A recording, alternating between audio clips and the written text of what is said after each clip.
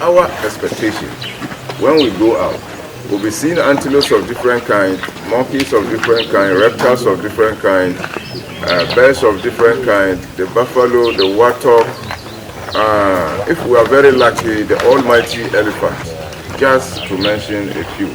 Please, I am not saying all that I mentioned, when we go out, we will see them. Safari is a game of chance. They are living in their natural habitat. The park is not fenced. So when we see, that's our land. When we don't see, that is our land.